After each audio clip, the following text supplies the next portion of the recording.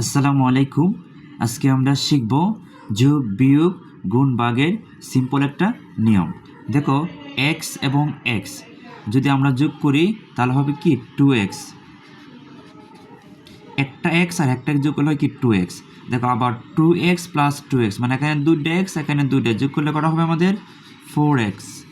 দেখো এখানে x cube আর plus এখানে এসে x কিউব, এখানে এসে গিয়ে একটা x কিউব আর এখানে এসে একটা x কিউব, তাহলে আমাদের যোগ করলে হবে কি দুইটা x কিউব।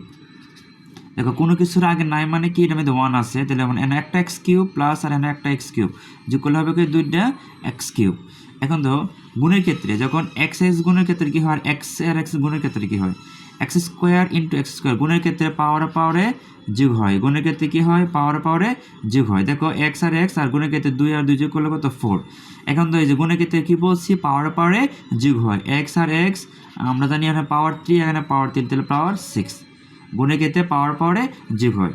এখন ভাগের ক্ষেত্রে যখন আমরা পাওয়ারে বিয়োগ হয়, ভাগের ক্ষেত্রে কি হয় পাওয়ারে বিয়োগ হয়। দেখো এখানে এক্স এর উপরে পাওয়ার 6 আর x এর উপরে পাওয়ার 4, আমরা জানি পাওয়ার বিয়োগ হয় 6 থেকে 4 গেলে তাই কত আমাদের 2।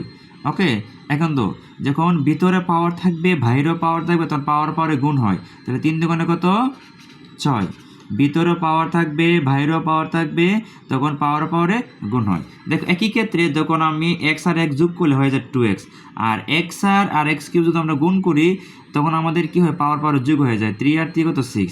তো এরকম যোগ বিয়োগ গুণ ভাগের একটা সিম্পল ধারণা, আশা করি তোমরা বুঝতে পারছো।